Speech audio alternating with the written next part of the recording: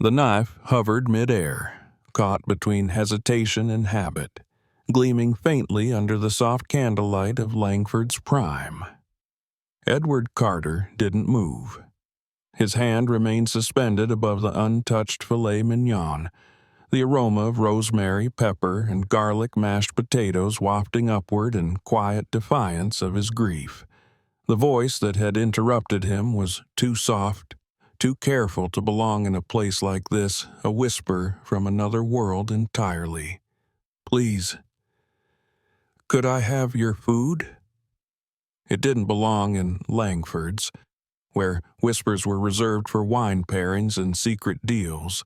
Yet there she was, standing inches from his table, soaked from the October drizzle, her thin coat clinging to her frame. She couldn't have been more than 20. Her hair, once likely golden, now twisted into a tired bun. In her arms, a baby swaddled in a threadbare flannel blanket, cheeks flushed from the cold or maybe hunger. The baby didn't cry. He simply lay still, eyes closed, a small fist clutching the edge of his mother's coat, as if he knew crying would waste more energy than he had to spare. Edward didn't answer right away. He hadn't been spoken to in 6 years at this table. Table 9. The one he reserved every year on the same day, the same hour, the one that used to be set for 2. The other chair now held absence, and Edward had come to know it well, its stillness, its silence, its shape. Across the linen-clad surface, the plate sat untouched. He never ate. He just sat with the memory of Lillian and Caleb. The crash on Lakeshore Drive had taken them swiftly, mercilessly. The table, the meal, the wine, all rituals to hold on to ghosts. But now there was this girl, not asking for money, not begging, just standing quietly beside his table with rain dripping from her elbows and eyes locked not on him, but on the food, not greedy, not desperate, just tired. A waiter approached, brows furrowed, lips already parting for a rehearsed line of discretion. Edward gave a slight shake of his head. Not now, not tonight. He looked back at the girl. Her eyes shifted to his, and for the first time he saw them clearly, not just eyes, but the weight behind them. There was no shame, only exhaustion. "Just for him," she said softly, glancing down at her son. Edward's chest tightened. Without a word, he pushed the plate toward her, the silverware clinking against the edge of the porcelain. She didn't reach for it, not immediately. She looked at him again, really looked, like someone checking to see if kindness had strings. He met her gaze evenly. No performance, no pity. She slid into the seat across from him, the one that had been empty for 6 years, and pulled the plate close. Still, she didn't eat. She tore a small piece of the fillet, tested it against her wrist, then gently placed it into the baby's open mouth. The boy suckled the morsel like it was the finest thing he'd ever tasted. He laughed, actually laughed, and the sound cracked something inside Edward that he thought had fossilized. Edward stood, slowly, and placed a folded $100 bill beneath the bread plate. The same bread his wife used to complain was always too hard. He adjusted his coat sleeves, nodded once to the girl who now looked up with quiet thanks in her eyes and left. No words. He didn't owe her any. But as he passed the tall mirror near the entrance, he paused. In the reflection, she looked oddly at home across from his ghost, feeding her child, filling the void. His driver, Marcus, waited outside in the black town car. "Home, sir?" the older man asked. Edward nodded, but didn't speak. As the car pulled away, Edward looked back. Through the fogged window, he could still see her. Her shoulders had dropped an inch, her face no longer clenched with worry. The baby, now giggling, grabbed at a spear of asparagus like it was a magic wand. Edward whispered, more to himself than anyone, She didn't take a thing. She just reminded me it was still worth offering. And then, quietly, 6 years of silence, interrupted by one request. Inside the warmth of the car, he couldn't stop replaying it. Her voice, the look on her face, the way she'd sat in that seat, not as a replacement, but as a presence. Marcus glanced in the rearview mirror. "You all right, sir?" Edward didn't answer, not immediately. Instead, he leaned forward. "Drive around the block, slowly." The car curved back onto the main road, headlights catching puddles like ghosts in motion. Edward's eyes scanned the sidewalk, the windows, the bench across from the restaurant. Then he saw her again. Maya. That was her name. He didn't know it yet, but he would. She sat under the awning of a closed flower shop, cradling her baby against her chest, a takeout box beside her. She looked tired, not broken. Resilient, not lost. He stepped out of the car, rain slicking his shoulders, and crossed the street. "Do you have somewhere to go tonight?" he asked. She looked up, calm but wary. "Shelter on Franklin. They stop intake at 10. I might just make it." He checked his watch. 9:53.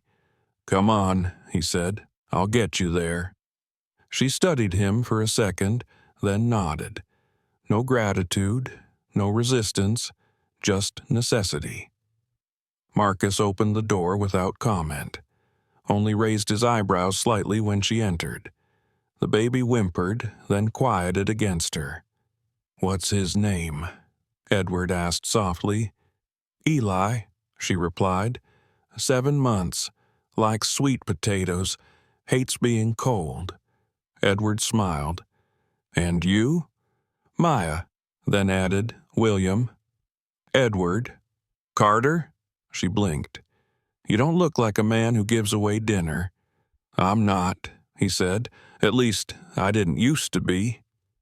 They reached the shelter just before closing. It was a small brick building between a pawn shop and a laundromat, its neon sign flickering like hope on its last breath.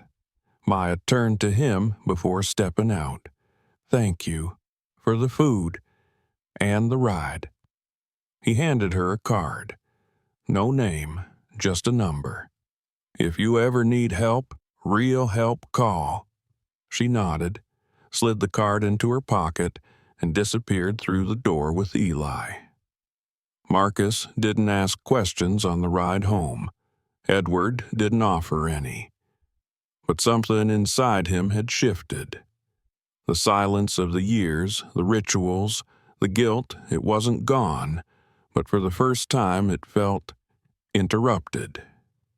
Back in his penthouse, the lights flickered on automatically.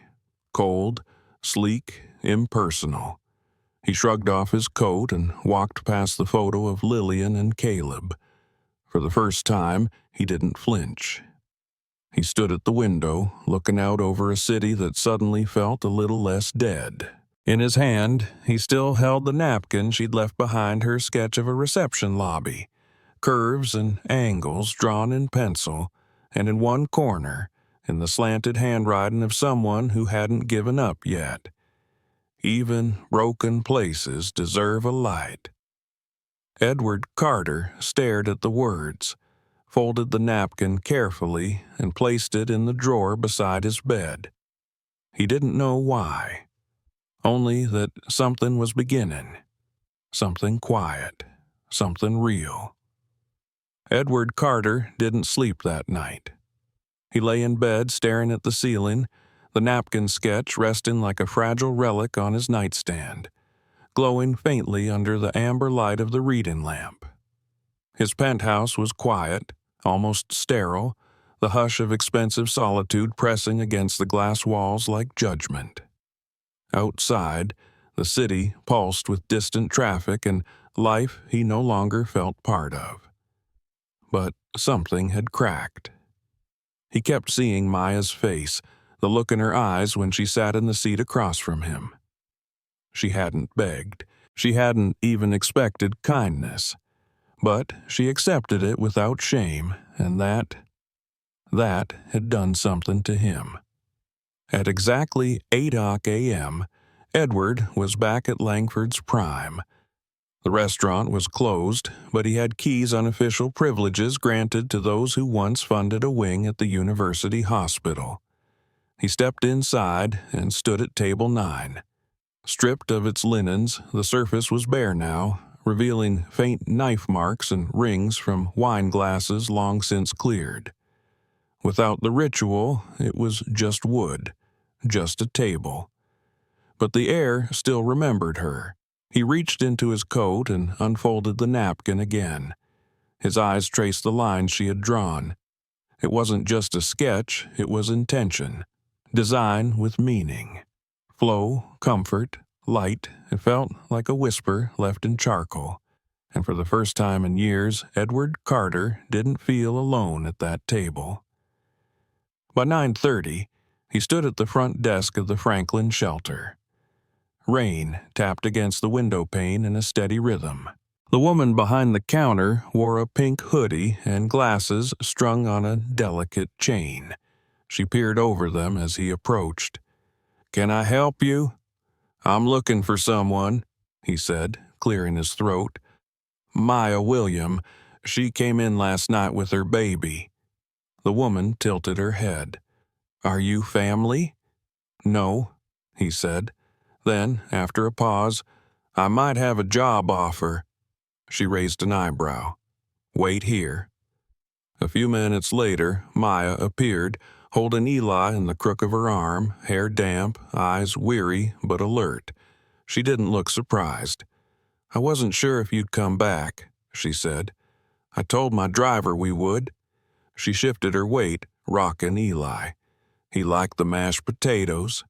"I saw," Edward replied with a faint smile. They stood in the hallway, surrounded by volunteers, mothers wrangling toddlers, and the quiet murmur of survival. "I meant what I said," he continued, "about help, real help." Maya sighed, not in rejection, but the kind of sigh people give when they've learned not to trust easy roads. "Look, I'm not a charity case. I'm not someone's redemption project." "Good," he said, "because I'm not offering salvation. I'm offering opportunity." He pulled a leather folio from his coat and opened it to reveal a crisp envelope. "I run a design firm. Technically, it's a tech company, but we're renovating our River North office. New layout, new energy. My team, let's just say they can't sketch a circle without a committee vote. You saw the napkin. You designed a reception lobby in under 3 minutes," he said, "with proportion, flow, and sightlines." "Old habits," she muttered. "Still useful." She didn't take the envelope, not yet. Her eyes were sharp. "I'm not looking for pity." "You won't find any here," he said. "Only deadlines." That made her laugh. A real, quiet, human laugh that closed the distance between them. What would I be signing up for? 3-week freelance contract, paid up front, remote submissions. If you need supplies, I'll have them delivered. He paused. "No catch." Maya considered, then slowly reached for the envelope. Eli sneezed, a tiny hiccup of sound, and giggled. Edward looked at the baby. "He seems on board," Maya chuckled. "He thinks you're a food source." "I've been called worse." The deal was struck. She asked for coffee, real coffee, not instant. He promised it would arrive with the pencil set and tracing paper. She said she'd send the first drafts in 3 days. "If it doesn't work, we walk away." Edward nodded. "No pressure, just design." Back in the car, he didn't feel victorious. He felt cautious. Hope was dangerous when it hadn't been fed in years. That night, he reread the napkin sketch again and again, fingers brushing over the words she'd written. Even broken places deserve a light. He believed it now, not because of architecture, but because of her. 3 days later, her email arrived. Attached were 4 sketches: reception area, open workspace, lounge, and community corner. All hand-drawn, all elegant, all unmistakably hers. He forwarded them to Dana, his assistant, and to the internal design committee. Then he waited. By Monday, the silence had turned uneasy. Yolanda called for a roundtable meeting with the board. Unscheduled, no minutes recorded, just glances, questions, and implication. "We need to talk," she said, voice clipped. "About the designer," Franklin added. Edward leaned back in his chair. "You've seen her work." "That's not the concern," Nolan said. "She's not vetted. She hasn't even stepped foot in this office. She doesn't need to. She's freelance. This feels personal," Franklin pressed. Edward met their eyes. "It is, because I believe in rebuilding things others discard." Yolanda didn't blink. "There's also perception. Rumors. The girl from the restaurant. A child. No credentials." Edward's voice sharpened. "She's not homeless anymore. And we're supposed to rebrand $100 million company with a designer whose resume fits on a napkin?" Nolan scoffed. Edward stood slowly. "Let me make one thing clear.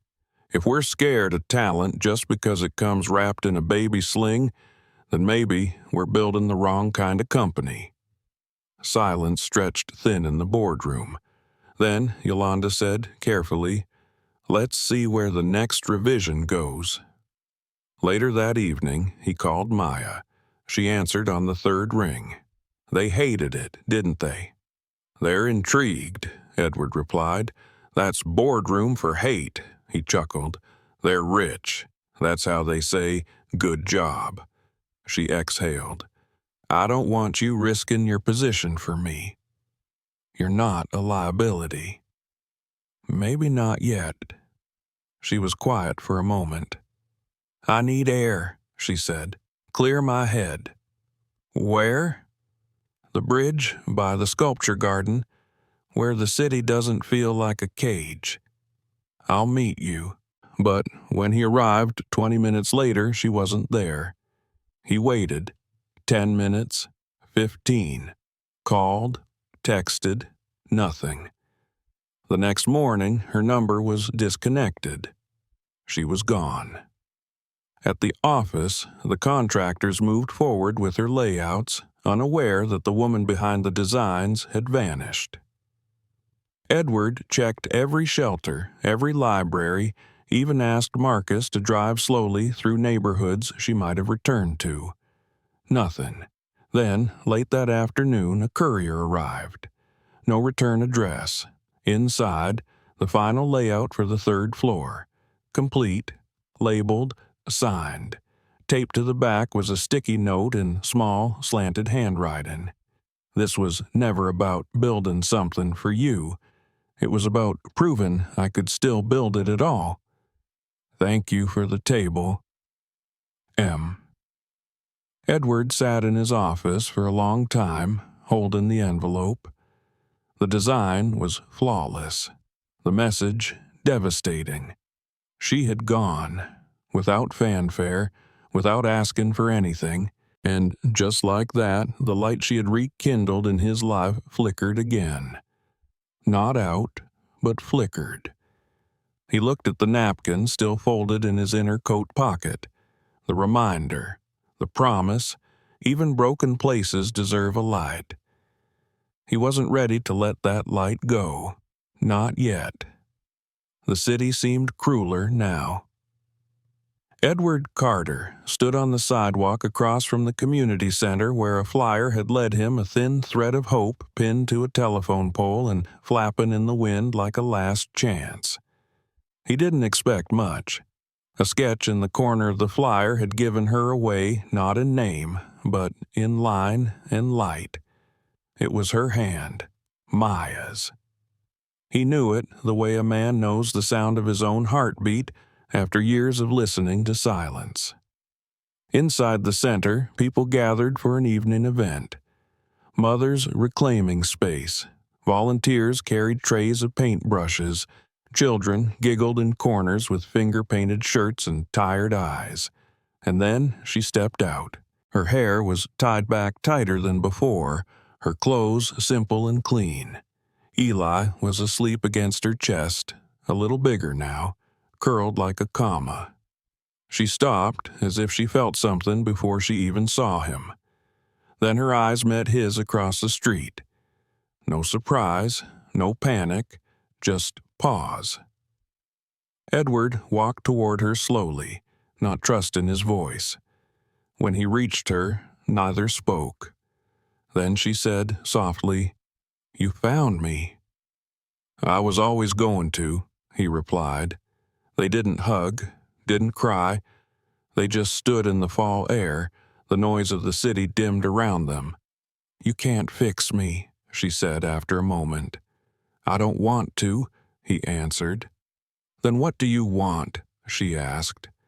"I want to build something, not from scratch, not perfect, but real. Something that doesn't vanish when it gets hard." She stared at him, her breath caught. She looked down at Eli, then back up. "What if I vanish again? Then I'll wait," he said, "even if it takes 6 more years." A long silence hung between them, but it wasn't cold. It was waiting. And then, carefully, she stepped closer. She didn't say yes. She didn't need to. She just took his hand. The next morning, Maya walked into Carter Innovations through the back entrance. No red carpet, no nameplate, but she came carrying a bag of designs. The board wasn't thrilled. Rumors had already spread. Someone had filed a complaint to HR about nepotism and personal bias. Nolan demanded a meeting. Yolanda tried to reason, but Edward knew the subtext. "They think you're a risk," he told Maya. "Let me guess," she said. "Dinner girl can't sit at the big table." "Something like that." She didn't flinch. "I can walk away." "I don't want you to," he said. "I'm not here to impress them.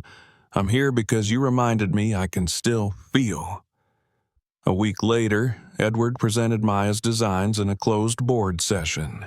The renderings were beautiful curved glass, natural wood, soft textiles, spaces that whispered welcome instead of power. Franklin narrowed his eyes. "So, we're really going forward with the napkin girl?" "We are," Edward replied. "She's not a symbol. She's our designer." Nolan scoffed. "What happens when this falls apart?"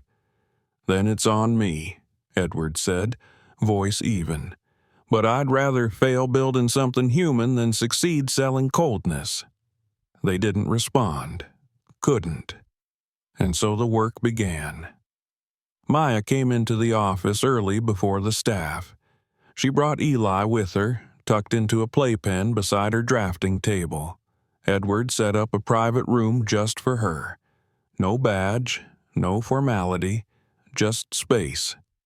She didn't ask for favors. She just drew. For hours. For days. Designs poured from her like water from a broken dam. Hallways that felt like arms. Breakout rooms that felt like breathing space. A reception shaped like a smile. And all the while, she spoke little, ate quietly, fed Eli pieces of toast, and hummed lullabies when he fussed. One afternoon, Edward sat across from her in the common room. "You okay?" he asked. "You're quiet." "I'm designing belonging," she said. "It's hard to draw what you've never had." He nodded. "Draw it anyway, even if it's imagined." She looked at him, then back at her page. "You're not what I expected," she said. "Neither are you," he replied. "And that's the only reason this works." But it didn't work for everyone. A photo leaked a blurry image of Edward and Maya in the lobby, her carrying Eli, him holding a sketch. The media jumped. CEO's secret muse, redemption romance, or reckless leadership. The board panicked. Yolanda called another meeting. "You need to step back," she said. "Let her finish the project off-site, quietly." "No," Edward said. "We don't retreat because the world misunderstands kindness." "It's not about kindness," Franklin snapped. "It's about optics." "Then change the lens," Edward said. "Because I'm not changing the truth." He walked out before they could vote. He found Maya in the East Wing, elbows deep in foam core models, a pencil between her lips. "Bad news?" she asked. "Politics," he muttered. She nodded. "I can take it from here. You don't have to defend me." "I know," he said, "but I want to." "Why?" she asked again. "Why are you risking all of this?" He hesitated. Then he said the thing that had haunted him for years. "Because I saw my son in your child's face, and it scared the hell out of me." Maya went still. The pencil dropped. "You had a son?" "Caleb. He would have been 9 this year." "I'm sorry." "I was supposed to be driving that night," Edward whispered. "I missed one meeting. I let them go ahead, and then—" He didn't finish. He didn't need to. She reached across the table, her fingers brushing his. "You've carried it for a long time." "Too long," he said. "And then you came along and cracked something open." "So what now?" she asked. "We keep building," he said, "even if the world thinks we're out of our minds." That night she sent him another sketch. A spiral staircase lit from above by a round skylight.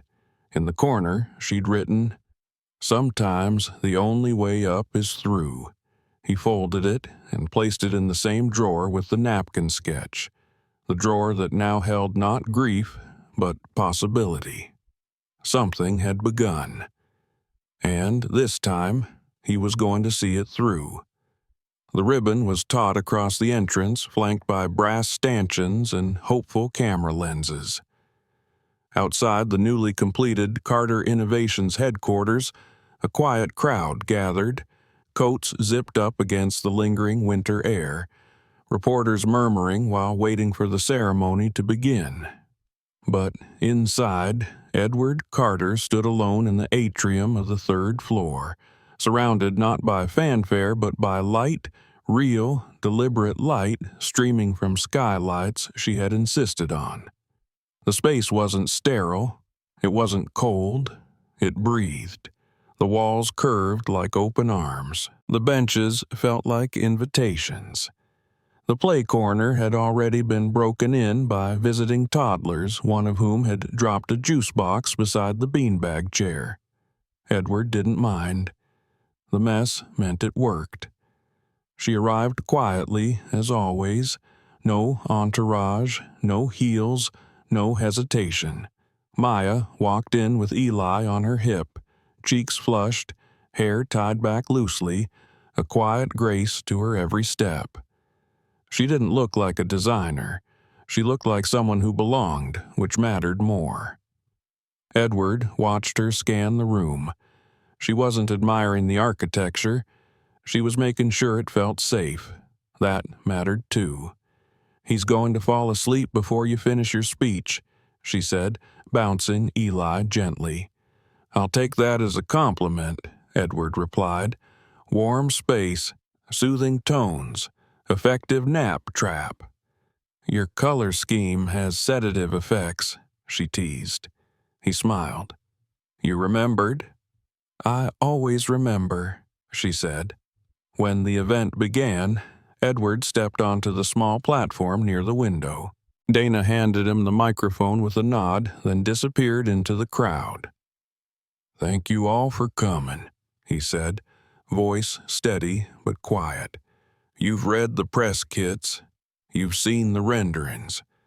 But today, I want to talk about something else. Not what we've built, but how and why. The room quieted. Even the cameras paused. 6 years ago, I lost my wife and son. I stopped building things. I performed rituals, attended meetings, ate dinners I didn't taste. I existed beside memory. He glanced at Maya, who stood in the back, Eli, now asleep, head on her shoulder. Then, one evening, someone interrupted my grief. She didn't ask for anything except a plate of food. She reminded me that sometimes offering something doesn't cost you, it heals you. He paused, letting that land. This building was designed by someone who understands what it means to live on the margins. Someone who can look at a space and say, this doesn't just need to function, it needs to care. Murmurs moved through the room. Edward continued. Her name is Maya William. If you don't know it yet, you will. And then, without flourish, he stepped down. There was no standing ovation, just quiet respect, the kind that lingers longer than applause. Later, as guests mingled and the coffee cooled, Edward found her near the children's reading nook. You should have been up there, he said. I was, she replied softly. I just didn't need the mic. They stood side by side, watching a little girl stack blocks into a tower that inevitably tipped. Eli stirred in her arms but didn't wake. What now? She asked. We keep building, he said. We don't stop just because one space is finished. She looked at him, unsure if he meant architecture or something else. But he did. Both. Outside the event, they slipped away without notice. No press, no photos, just the sound of gravel beneath their shoes as they walked along the edge of the river that split the city. Do you believe in happy endings? She asked suddenly. No, Edward replied, but I believe in honest ones. She nodded. I still flinch when someone slams a door, she said, and I can't sleep without checking Eli's breathing 5 times. You don't have to stop flinching, he said. I just want to be the person who doesn't make you. She looked at him, vulnerable and unguarded. I don't come with guarantees. Neither do I. And I don't know how to do the whole future thing. We'll sketch it as we go, he said, in pencil, with room for edits. She smiled then, small, real, and he took her hand not as a symbol, not as a savior, but as someone who had waited 6 years to be allowed to feel again. They walked in silence, not needing to fill it. Because for the first time the silence wasn't grief, it was peace.